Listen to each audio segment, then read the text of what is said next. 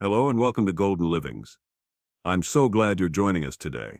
In this channel, we're dedicated to exploring the unique experiences and challenges that come with aging, as well as sharing insights that can help enhance our lives.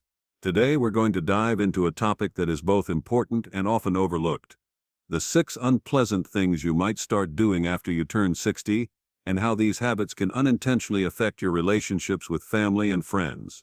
As we age, many of us undergo changes not just physically, but also emotionally and socially. We may find ourselves falling into certain patterns of behavior that, while unintentional, can create distance between us and our loved ones.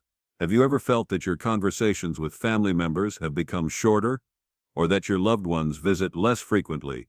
It's a common experience that many people in their 60s and beyond encounter, often without realizing the underlying reasons for these shifts. In this video, we aim to shed light on these unconscious actions and habits that can hinder your relationships. Our goal is not to blame anyone, but to bring awareness to these issues so that we can take proactive steps toward building stronger, more meaningful connections. After all, the relationships we have with our family and friends are what truly enrich our lives. Small changes made today can lead to greater joy and deeper connections in the future. Throughout this video, we will discuss 6 specific habits that many people develop as they age.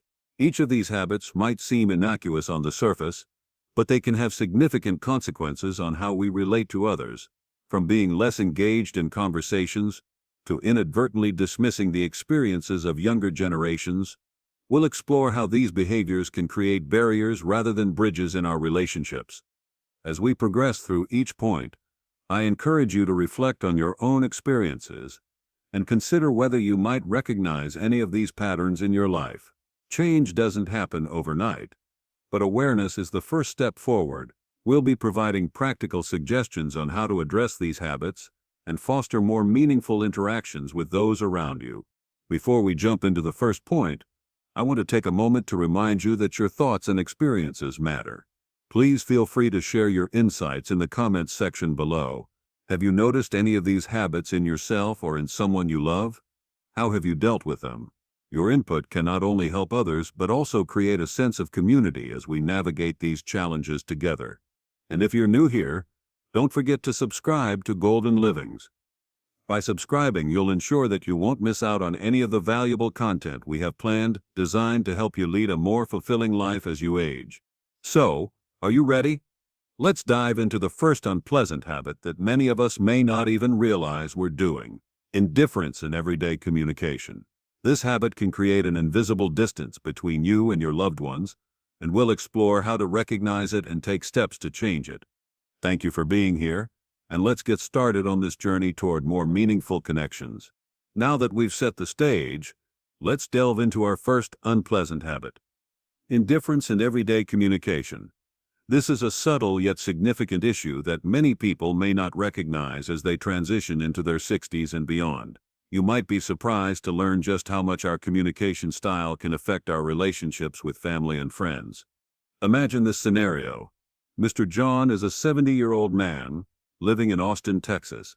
He has been retired for a few years now and has always been known as the life of the party, engaging in lively conversations with his family. However, as time has passed, Mr. John has found himself responding to inquiries with short, indifferent answers. Questions like, "How was your day?" or "How are the grandchildren?"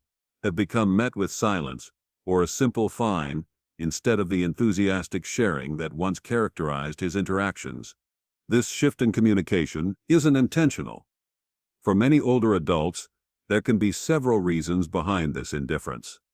Perhaps Mr. John feels that the stories shared by younger family members are too foreign or irrelevant to him. He might think that by staying silent, he avoids burdening others with his thoughts.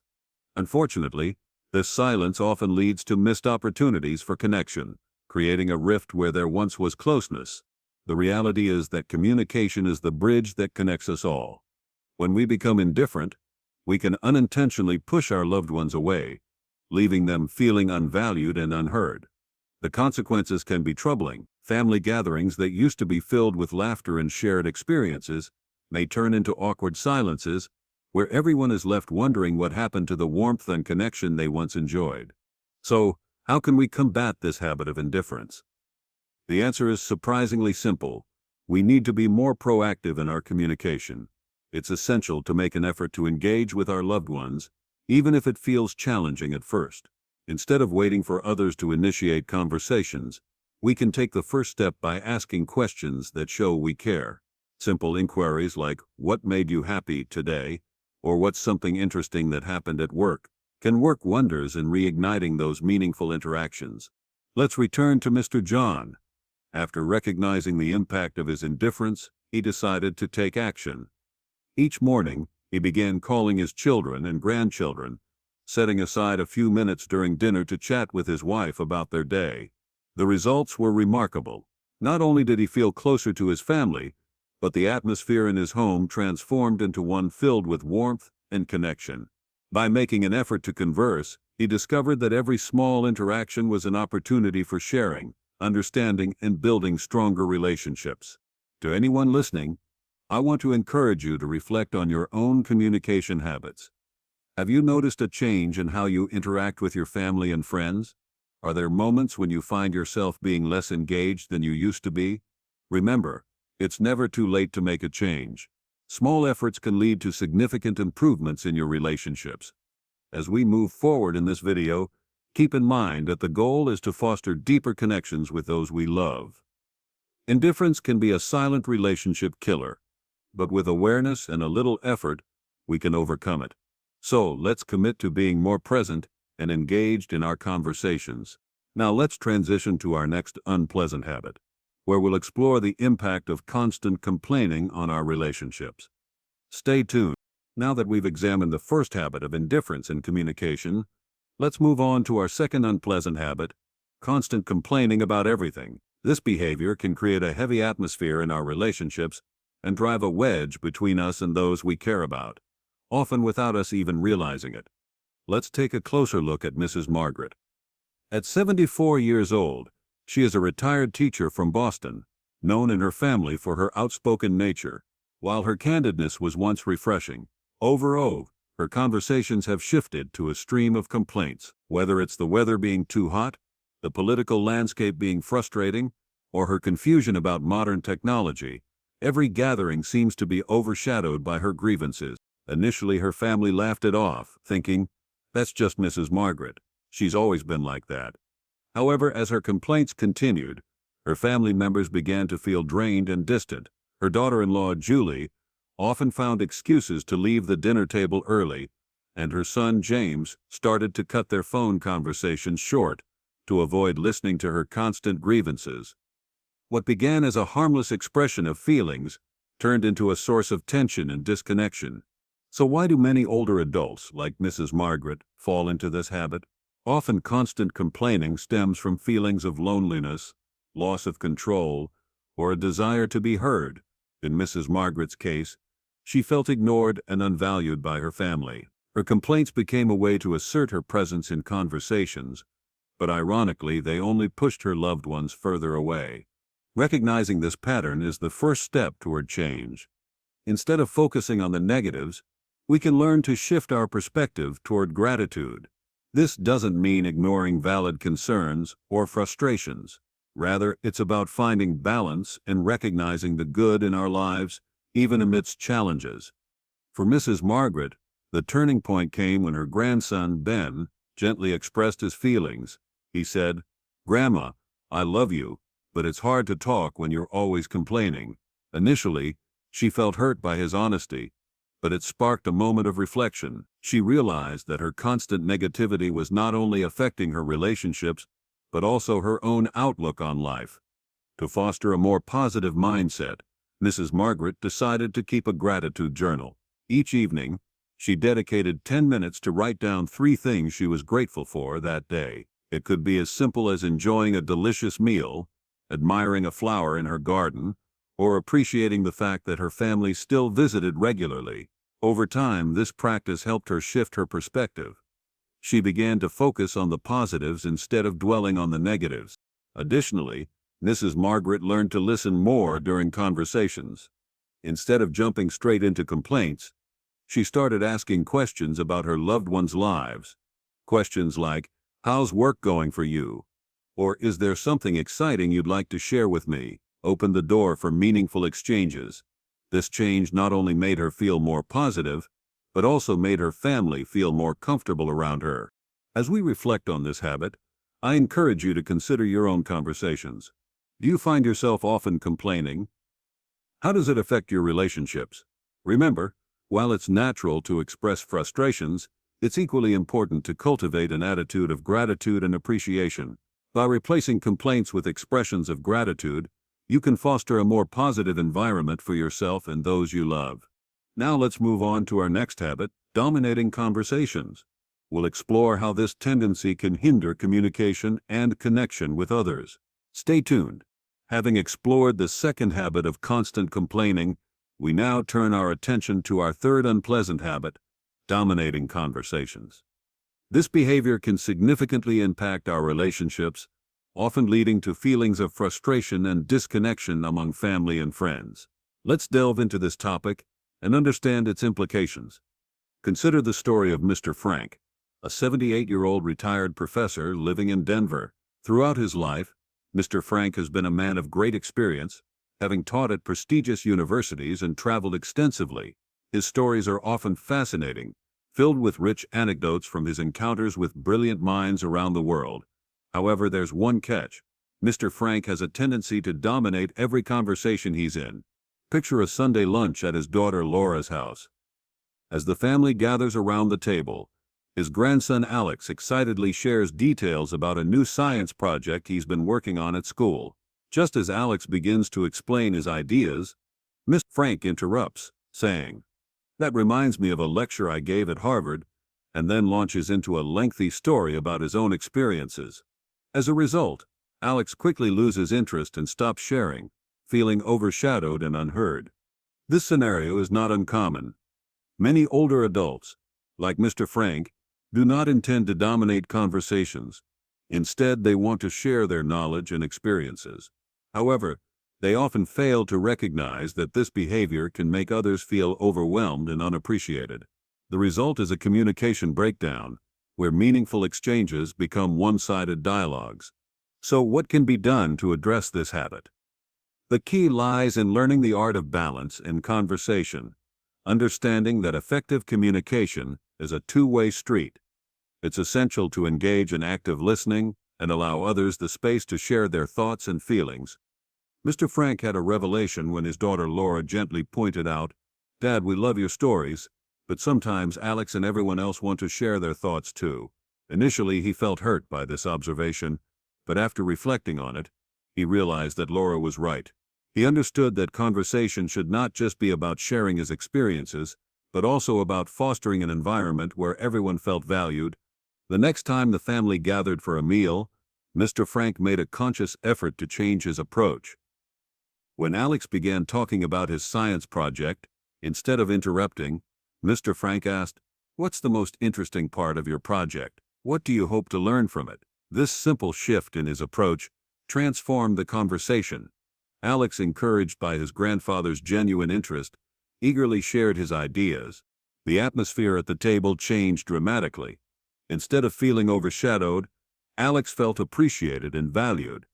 After Alex finished, Mr. Frank was able to share his related stories, but this time, everyone listened attentively, creating a lively and engaging discussion.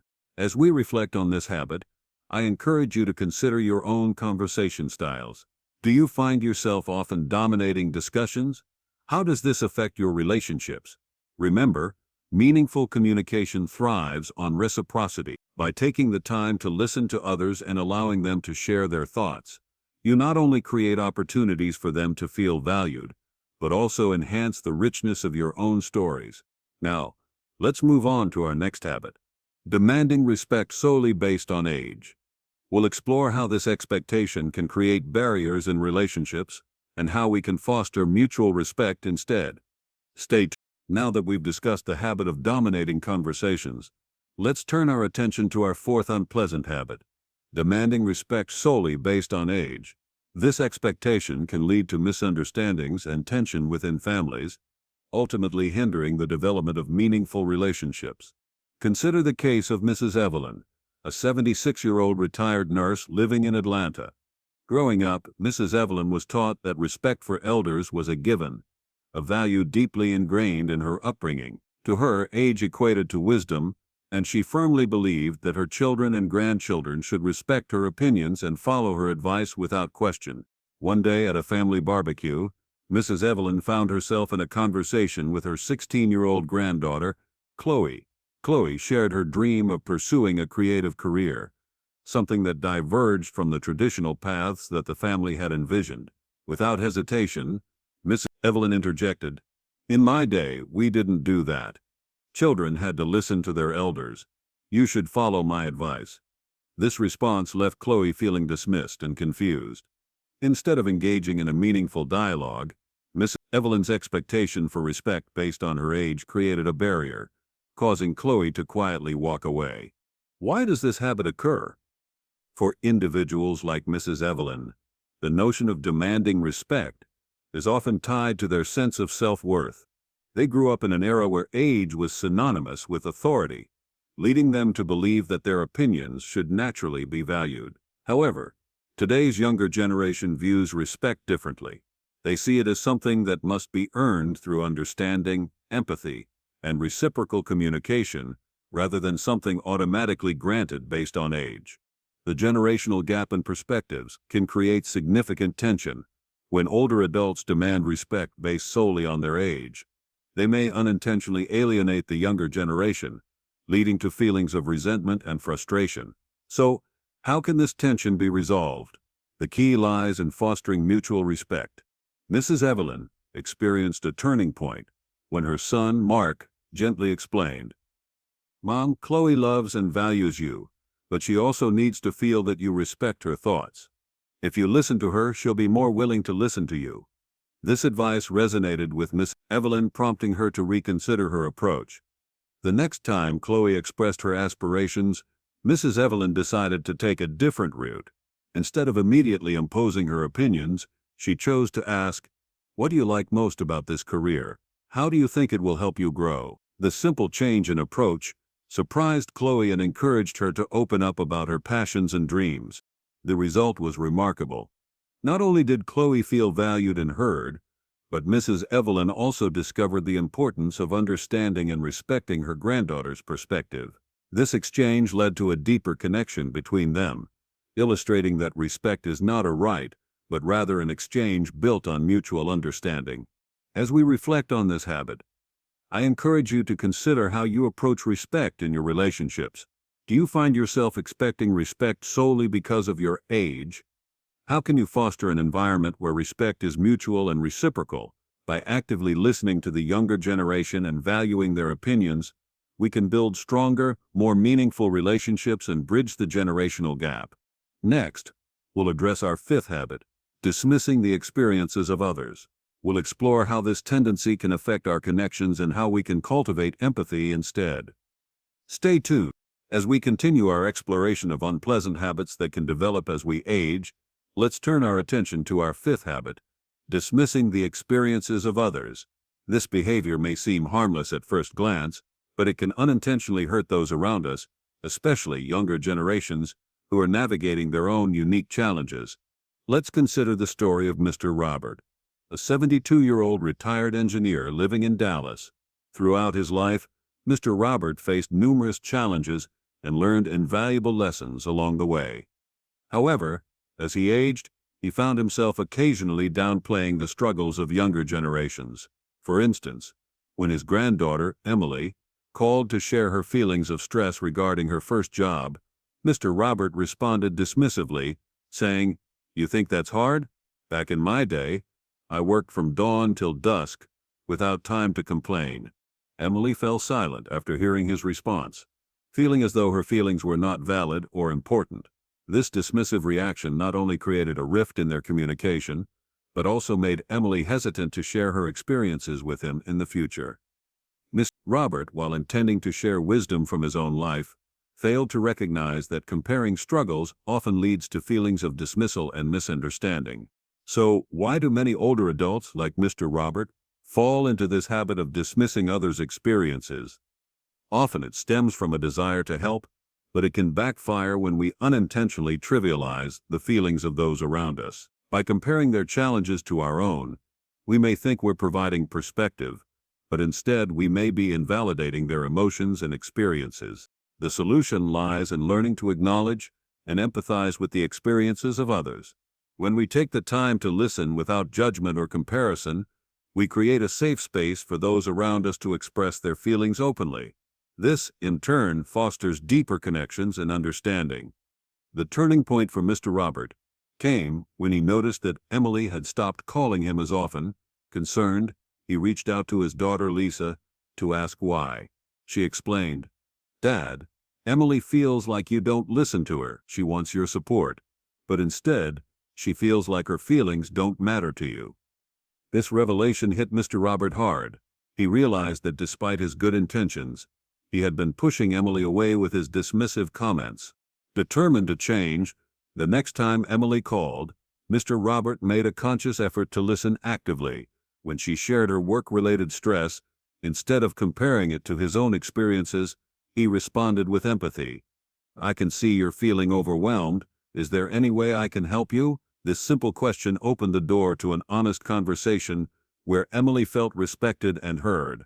By validating Emily's feelings, Mr. Robert not only strengthened their relationship, but also learned the importance of empathy and understanding.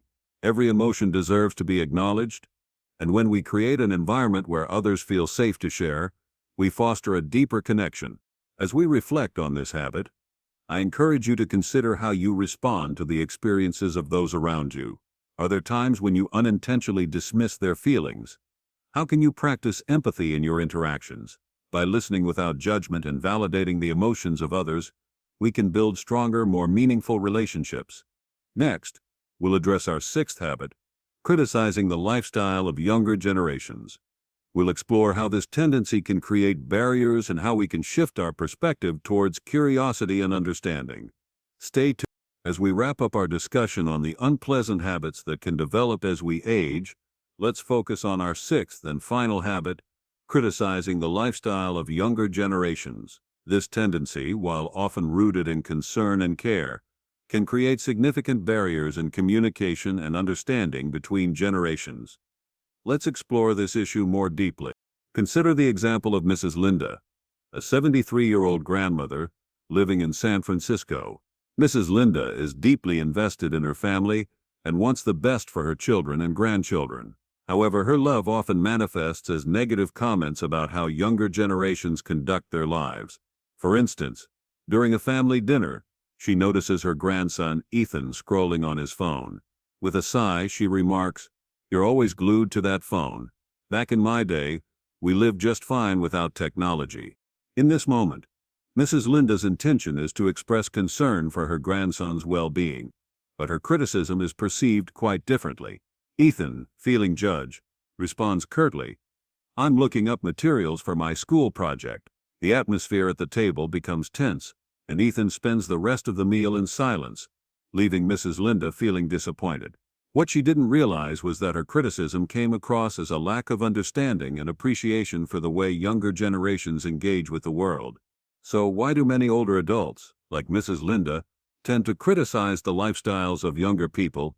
Often this criticism is rooted in love and a desire to protect the younger generation from potential mistakes. However, younger individuals often perceive these comments as judgmental rather than helpful. They may feel that their choices and experiences are not respected or valued. To move away from this habit, it's essential to foster a mindset of curiosity and understanding. Instead of criticizing, we can take the opportunity to ask questions and learn about the perspectives of younger generations. This approach not only promotes open dialogue, but also helps bridge the generational gap. Mrs. Linda experienced a turning point when her daughter, Sarah, took her aside and said, "Mom, Ethan isn't intentionally ignoring the family. He's just working in his own way. If you ask him instead of criticizing, he'll be more willing to share." This advice resonated with Linda, prompting her to reconsider her approach. The next time she noticed Ethan on his phone during dinner, she decided to try a different tactic. Instead of making a critical remark, she asked, "What interesting thing are you learning from your phone? I'd love to know more." Ethan, surprised but pleased by his grandmother's genuine interest, eagerly shared about a programming app he was using for his school project. The conversation became lively and engaging, and Mrs. Linda felt truly connected to her grandson. By replacing criticism with curiosity, Mrs. Linda not only deepened her relationship with Ethan, but also gained insight into the world of technology that fascinates him. She learned that understanding and empathy go a long way in building bridges between generations. As we reflect on this habit, I encourage you to think about how you approach the lifestyles of younger generations. Do you find yourself criticizing their choices? How can you cultivate a sense of curiosity and understanding instead? By choosing to ask questions and engage in meaningful conversations, we can foster an environment of respect and appreciation, ultimately strengthening our connections with those we love. As we conclude this video, remember that strong relationships don't stem from perfection, but from a willingness to change and learn from one another. Thank you for joining me on this journey today. If you found these insights helpful, please share your thoughts in the comments below. Let's continue to explore the nuances of aging together, and I look forward to seeing you in our next video. As we reach the end of our journey today, let's take a moment to reflect on what we've learned. We've explored 6 unpleasant habits that many of us may unconsciously develop as we age.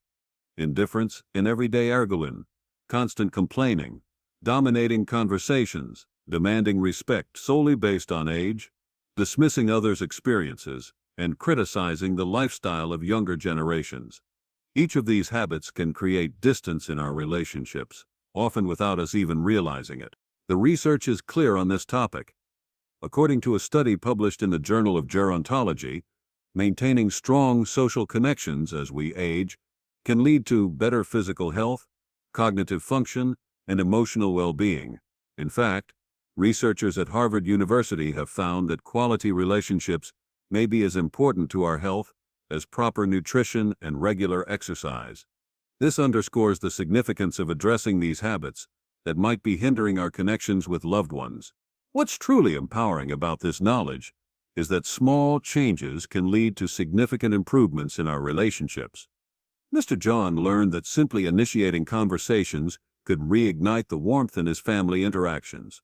Miss Margaret discovered that practicing gratitude shifted her perspective from complaints to appreciation.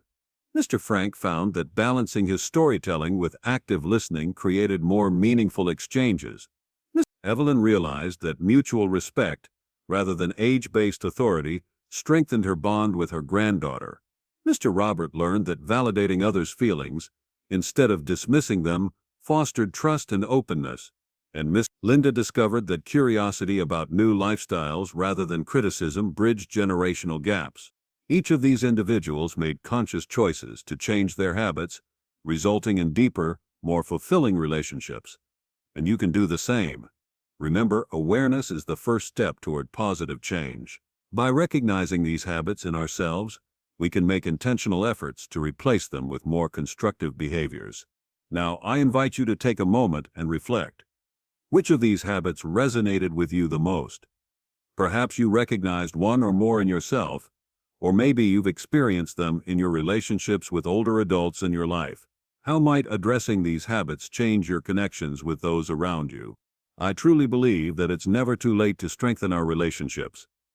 Every conversation is an opportunity to listen more attentively, to show genuine interest, and to express care and appreciation. These small moments of connection are what weave the fabric of meaningful relationships throughout our lives.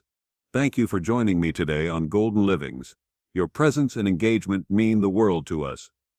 If you found value in this discussion, I'd love to hear your thoughts in the comments below. What strategies have you found helpful in maintaining strong relationships as you age? Or perhaps you have questions about navigating specific relational challenges. Your insights and experiences can help others in our community who might be facing similar situations. And if you're new to our channel, we'd be delighted to have you join our growing community. By subscribing, you'll be part of our ongoing conversation about living fully and meaningfully in our golden year. Until next time, remember that the quality of our relationships largely determines the quality of our lives. Let's continue to grow, learn, and connect with one another. I look forward to seeing you in our next video.